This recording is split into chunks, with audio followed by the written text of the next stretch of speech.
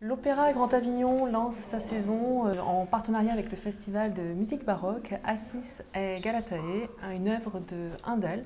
C'est à côté d'Anne-Laure Liégeois, metteur en scène de cette œuvre, de cette première œuvre qui ouvre la saison d'art lyrique à l'Opéra Grand Avignon. Bonjour, bonjour. Anne-Laure. Bonjour. Merci d'être là, merci de votre disponibilité. Avec plaisir. Vous êtes arrivée il y a quelques heures. Oui. Ouais. Ça exprime beaucoup de choses. Ouais, c'est quoi? C'est peut-être un oui de soulagement parce ouais. que on a répété et on va rencontrer le public. Et ça, c'est la récompense de tout. C'est le plus beau moment, enfin un des plus beaux moments parce qu'il y en a eu beaucoup. C'est un des plus beaux moments parce qu'il y en a eu beaucoup. Ça se passe quand vous arrivez avec votre équipe, que la représentation se joue le lendemain, qu'il n'y a que quelques heures pour rééquilibrer, j'ai envie de dire, cette synergie et cette symbiose entre les artistes, la mise en scène, la scène, le lieu. Oui, il y a une partie de l'équipe quand même qui est arrivée il y a 2 jours pour monter le décor, commencer à régler les lumières. Donc voilà, nous on arrive, les chanteurs arrivent, les musiciens aussi, Damien Guillon, le chef aussi, et on répète l'après-midi, comme on a répété aujourd'hui. Ils regardent comment sont les retours des musiciens sur le plateau, comment passe la voix, voilà, et ça c'est une petite première partie, et dans une autre partie de l'après-midi, on fait ce qu'on appelle une allemande, c'est-à-dire qu'on fait tous les déplacements avec les effets lumière, et on voit les moments, comment il faut, en fonction du lieu, en fonction des costumes, baisser ce qui a été déjà implanté, remonter, voilà. Et puis ce soir, on fait une générale aussi, où on essaye de se mettre le plus possible en condition. Voilà, et puis demain, on prend juste la journée, éventuellement pour faire quelques petits raccords, mais sans les chanteurs et sans les musiciens. Et puis on se lance le soir.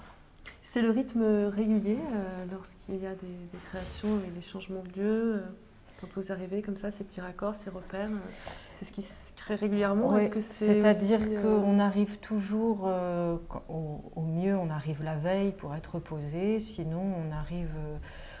Parfois, généralement on arrive la veille quand même. Ouais.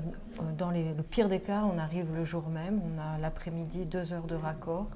Enfin, ça dépend de la longueur de la pièce travaillée, mais on a entre 2 heures et 4 heures de raccord, on a un service de raccord et puis on joue le soir. Bon, le mieux quand même, c'est que tout le monde arrive au moins la veille pour être à peu près reposé. Alors comment on se sent quand on est metteur en scène et que tout se joue en fait sur cette distribution, sur ces artistes, sur ce peu de temps? Comment vous le gérez au quotidien? Oui, en fait, c'est une préparation en amont parce que le spectacle n'a pas... Enfin, les répétitions n'ont pas commencé le premier jour des répétitions qui était pour cette aventure-là le 1er septembre, donc il y a un mois. C'est une commande qui m'a été faite il y a déjà peut-être 1 an et demi, 2 ans, donc c'est toute une préparation en amont. Là, c'est quand même, la pièce est assez courte, elle dure 1 heure et demie, enfin la pièce, le morceau, cet opéra dure 1 heure et demie, donc les 4 semaines de répétition sont possibles, mais ça veut dire quand même un bon travail en amont, qui est un travail pour moi de lecture du texte et de lecture de la musique, et déjà évidemment de scénographie construite, et déjà de déplacement. Enfin, je travaille avec des schémas et je déplace des petits bonhommes fictifs comme ça sur un espace avec... On cherche les points forts, les moments, les articulations, toutes les articulations des séquences, comment je vais passer d'une séquence à une autre séquence, et le comment en fait vient d'un pourquoi. Donc c'est vraiment un désossement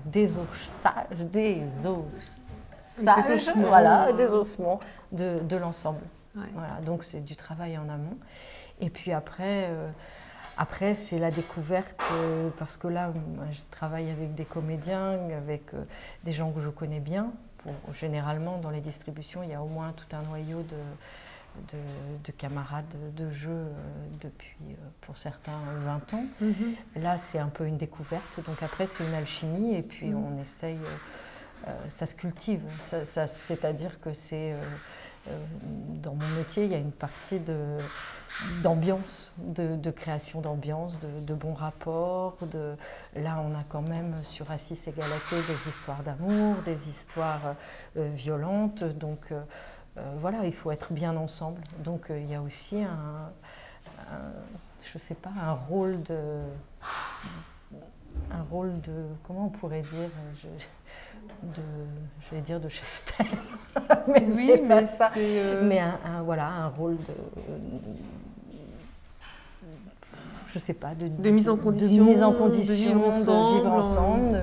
On passe quand même tous les jours au moins 8 heures ensemble, 6 jours par semaine, donc il faut être bien ensemble et puis bien cultiver les rapports des uns et des autres. Il faut être psychologue aussi. Oui, Ouais. vraiment. En fait, je pense que il faut avoir envie, il faut avoir un désir très vif, quoi. Enfin, moi, j'ai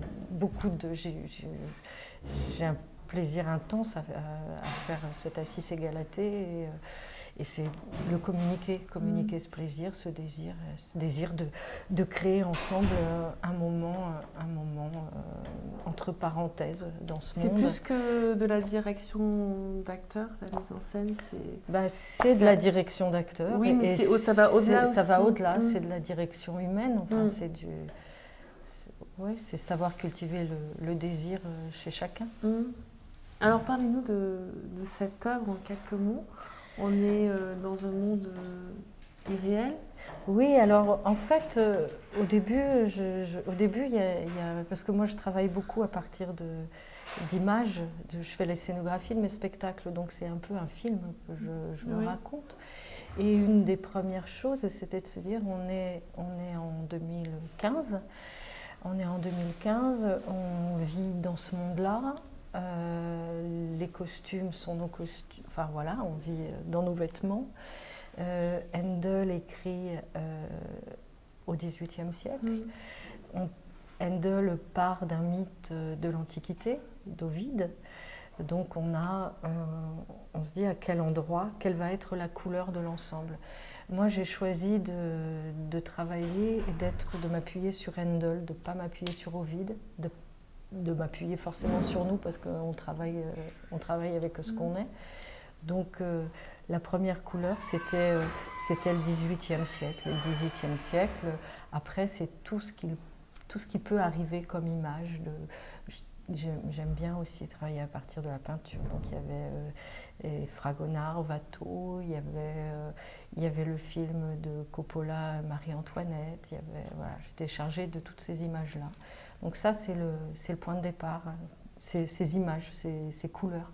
Et puis, évidemment, qu'est-ce que ça raconte? Et qu'est-ce que ça me raconte? Donc moi, ça me raconte une femme qui aime un homme, cet homme qui aime cette femme, et puis un deuxième homme qui aime aussi cette femme. Mais ça, c'est souvent quand même dans les opéras, hein. Il y a toujours cette thème d'amour, de jalousie. C'est un peu la vie en fait. C'est la vie. Parce que tout le temps, je pense à Truffaut qui raconte que Hitchcock, il mettait un carnet près de son lit pour savoir. Il avait des rêves la nuit et il se disait il faut absolument que j'écrive mes rêves pour pouvoir en faire des films. Et une nuit, il se réveille, il écrit sur son carnet. Et le lendemain matin, il se dit, j'ai eu une idée géniale cette nuit. C'est Truffaut qui raconte ça. Et en fait, il avait écrit juste sur son carnet, un homme aime une femme. Et en fait, bon, voilà. Ouais. Là, c'est encore ça. Ça vient de loin, mais... Ça vient de loin. Mais en même temps, c'est la base. On l'a dans tellement de textes, que ce soit à l'opéra, au théâtre. Donc là, c'est un homme aime une femme, un autre homme aime la même femme. Et ce qui est un peu hors norme, c'est que quand même, ce deuxième homme, pour avoir cette femme, va tuer le premier homme. Et ce qui est encore au-delà de ça, mais finalement qui reste aussi quelque chose de très, très humain. Moi, j'ai construit l'ensemble sur l'humanité des rapports. C'est que Galatée, qui est une nymphe, pour rester dans le souvenir de l'homme qu'elle aimait, elle va transformer le sang qui s'écoule de ses veines en rivière, et donc dans laquelle elle pourra à tout jamais se baigner. Bon, en même temps, on fait ça aussi, les personnes disparues, on les raccroche souvent à des éléments de la nature, et de se dire que quand on voit tel arbre, ça nous rappellera telle personne à tel moment. Moi, j'ai des expériences avec des oiseaux, tel oiseau qui viendra près de nous et on se dira, tiens, c'est un signe, c'est ce geste de la personne qu'on aimait qui est là aussi. Donc voilà, l'idée pour moi, c'était de rester dans quelque chose d'extrêmement humain, charnel, réel, et en même temps d'épouser la musique d'Handel,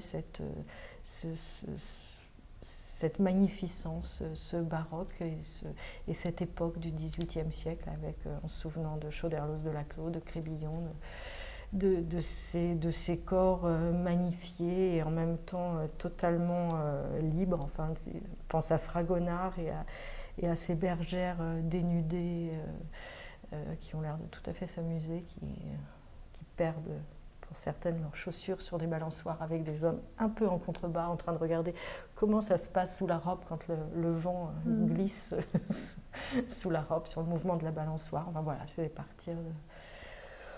Donc c'est juste une histoire d'hommes et de femmes. Alors cette mise en scène-là, elle est très pure aussi, comme l'œuvre, comme l'histoire que vous avez voulu faire ressortir. Elle est pure. Il y avait aussi une contrainte qui était assez importante, c'est qu'il y a donc 5 solistes, mais que ces solistes chantent aussi les chœurs. Donc il n'y a pas de chœur, ce sont les solistes qui font les chœurs. Donc là, première grande question, comment faire quand on est polyphème et quand on est celui qui va tuer, et qu'au début on chante un chant en disant qu'on est très heureux. Comment faire quand on est assis et qu'on est mort et qu'on chante quand même pour dire « Oh là là, c'est triste, il est mort ». Donc il fallait résoudre cette distance qui était à l'intérieur avec cette distribution. Cette dualité de personnages sur une seule personnalité, quelque part. Voilà. Donc en fait, j'ai pensé à Brecht et à la distanciation, et on a la scénographie, c'est vraiment un endroit qui est comme un ring, qui est avec des éléments très organiques, de l'herbe, de l'eau autour.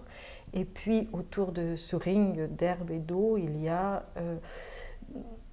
une espèce de lieu d'attente qui pourrait être comme des loges ou quelque chose qui pourrait ressembler vraiment à être dans l'ambiance d'un boudoir avec des lustres, des fauteuils du 18e et des personnages qui, dès l'instant où ils sont sortis de scène, se retrouvent assis en train d'attendre leur prochaine entrée. Et dans ce deuxième espace, en fait, les relations entre eux très, très calmement, très légèrement se nouent de la même façon que ce qui se passe sur le plateau. Donc les chanteurs et les comédiens sont tout le temps présents sur la scène sans jamais sortir. Ils vivent le plateau, vivent ce qui se passe sur le plateau sans vivent le plateau, se préparent à y entrer et regardent selon leur personnage les situations en train de se dérouler au centre. Est-ce que vous pensez que ça a une influence, cela, dans le rôle de l'acteur, dans le jeu de l'acteur, le fait d'assister en permanence Est-ce qu'il est influencé par ce qui se passe Je ne sais pas s'il est influencé, en tout cas, il y a une... Oui, sans doute, mais il y a surtout un plaisir d'être toujours en scène pendant la totalité du spectacle. Il n'y a pas de sortie où on va faire autre chose. Il n'y a pas de coupure. Il n'y a pas de coupure, ils sont absolument tout le temps en jeu. Donc je les trouve très très beaux, les chanteurs, dans leur écoute de l'autre qui est en train de chanter, parce que c'est une écoute aussi qui est particulière. Enfin, travailler avec des chanteurs, c'est aussi quelque chose de particulier, c'est-à-dire qu'on sent leur concentration, qui est une concentration aussi sur la prouesse, sur l'écoute de l'autre, sortant ces sons magnifiques de leur gorge. Enfin, pour moi, c'était très très agréable aussi de voir leur investissement autour, qui est un investissement de... j'ai travaillé avec des circassiens, c'est aussi le même genre d'investissement, parce qu'il est question de prouesse. Alors la musique baroque, hein, c'est peut-être une musique qui attire un certain public averti. Est-ce que vous avez tenu compte justement à travers votre mise en scène pour élargir et attirer un public plus large qui pourrait être pas forcément attiré par la musique baroque, mais plutôt par la façon dont vous le mettez en scène? C'est-à-dire que généralement, je pense pas du tout à ça parce que ça fait partie de ma façon de faire du théâtre. C'est-à-dire qu'il y a une phrase de Bernard Dort que j'ai en permanence en tête, enfin qui motive mon métier, c'est il ne doit pas y avoir d'intimidation par le théâtre, donc il ne doit pas y avoir d'intimidation par l'opéra. Ouais. Donc ce que je le fais. C'est assez prétentieux des fois de se dire qu'on fait ce métier-là pour tous, mais ce que je fais, c'est je le fais avec mon humanité, en me disant que mon humanité, c'est celle de chacun, et peu importe d'où chacun vient, voilà, donc oui, évidemment, je pense. De toute façon, le beau parle à tout le monde, et Handel, c'est beau, et ses corps sont beaux, et ses lumières de Dominique Borini sont belles, ses costumes de Renato Bianchi sont beaux, ses chanteurs sont sublimes, ce comédien magnifique. Donc voilà, forcément, c'est un ensemble, et c'est pour tous, bien sûr, bien sûr. Comment vous situez-vous, Anne-Laure Liégeois, plutôt metteur en scène théâtre ou metteur en scène opéra? Je suis metteur en scène. Vous êtes entière. Quand vous faites quelque chose, vous faites à fond. Oui, c'est-à-dire que je mets en scène beaucoup plus de théâtre que d'opéra, mais le travail avec des chanteurs, c'est le même que dans l'investissement, c'est exactement le même dans l'investissement, dans l'écoute, dans le désir de partage qu'avec des comédiens. Après, et pour ça, avec Damien Guillon, avec qui est le chef d'orchestre, on s'est très très bien entendu, c'est-à-dire que lui a la même perception, la même sensibilité, la même écoute des corps, des mouvements, et que lui travaille avec les notes ou moi avec les mots chantés, on est au même endroit. Donc après, il y a des services à rendre aux comédiens, aux chanteurs, pardon. Il faut être à l'écoute. Ils ont très peu de difficultés. Un chanteur peut chanter allongé, mais je sais que il y a des moments où il faut qu'ils aient évidemment un regard vers le chef. Enfin, voilà. Mais les choses, elles se construisent ensemble, même si moi je construis beaucoup de choses auparavant. Après, je reste à l'écoute de leur désir, de ces moments dans ces morceaux. C'est des morceaux qui sont faits sur une forme A, B, et puis un deuxième A qui est un da capo, c'est-à-dire que c'est une reprise du A, mais avec des élans de création et des magnifiques prouesses dans ce da capo. Donc je sais que sur ces moments de da capo, il faut aussi faire attention à où ils sont, et puis surtout qu'ils soient heureux de le faire, parce que quand on est heureux, on fait bien, quand on est malheureux, on n'a pas envie de faire. Donc le but, c'est juste de bien faire et de pouvoir offrir le meilleur, et donc de rester à l'écoute. Mais voilà, mais j'aimerais bien dire que je suis aussi metteuse en scène d'opéra. Je le suis effectivement, j'aimerais bien continuer à l'être. Ça vous... C'est quelque chose que vous avez envie de... Mais j'adore ça. Oui. De développer. C'est une passion, parce que c'est la même passion que pour l'écriture. C'est la passion de la musique. Ça fonctionne pareil. Hein. C'est une écoute des sons, c'est une écoute... comme le texte est aussi une écoute des sons, c'est une écoute des mots. Le sens est donné par le texte au théâtre, là le sens est donné par la musique. La musique donne tout en fait, il faut juste parfaitement l'écouter. Vous avez dirigé le Centre national dramatique d'Auvergne pendant près de 8 ans. 9 ans, j'ai fait mes 3 mandats, 3, 6, 9. Voilà. Quelle expérience retenez-vous de cette direction? Encore une fois, une grande expérience humaine, c'est-à-dire une expérience, la rencontre d'une équipe, la rencontre d'un public, et puis une autre expérience assez charnelle qui est la rencontre avec un plateau fidèle, c'est-à-dire que toutes les créations pendant 9 ans se font sur un plateau, donc le plateau aussi modifie par sa forme, il modifie la création aussi pendant 9 ans, enfin pas 9 ans d'ailleurs, pendant 7 ans, puisqu'ensuite il y a eu des travaux, mais c'était un plateau où il n'y avait pas de coulisses, enfin, c'est-à-dire que dès qu'on sortait, il y avait une porte, quand on l'ouvrait, on était dehors. Donc ça impliquait un certain nombre de choses. Et puis c'était un plateau magnifique parce qu'il était très long, il faisait 17 mètres. Et comme j'aime assez la projection, enfin l'avancée vers le spectateur, j'avais des très belles avancées, quoi. On pouvait avoir des comédiens qui partaient du fond en courant et qui allaient jusqu'à cet infini qui était la salle. Donc voilà, ça c'est... Oui, c'est plutôt... Et puis c'est la rencontre humaine avec des spectateurs, mais aussi avec un territoire. C'est-à-dire c'est aussi une recherche de spectateurs, c'est aller vers comprendre aussi comment fonctionnent ces gens de cette terre-là. Et il ne s'agit pas de changer sa pratique, ni de changer de se dire oh non, on va pas faire tel spectacle parce que tel spectacle ils ne comprendront pas, ou c'est pas... Non, c'est juste les considérer pour aller ensemble vers des aventures, quoi. Et être à la direction d'un centre dramatique, c'est aussi c'est faire ses propres spectacles, mais c'est aussi avoir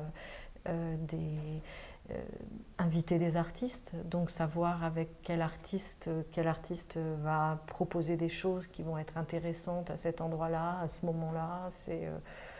Est-ce que ça crée aussi des liens peut-être plus forts, parce que cette fidélité justement du lieu, des rencontres que vous pouvez avoir avec les autres artistes? Avec les autres artistes ou avec le public c'est énorme.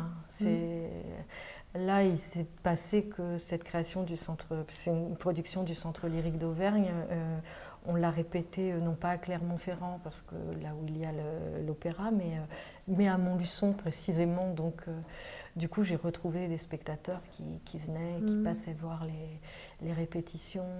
Non, on reste attachés, quoi. Ça fait 4 ans que je suis partie. Juste on se retrouve, on se voit un peu vieillir, mais ils étaient là, quoi. Non, ça s'oublie pas. Ça a été. J'espère que ça recommencera. Est-ce que vous avez pu sentir des difficultés à vous accomplir dans votre travail de metteuse en scène? Metteuse en scène. Exprès, metteuse en scène.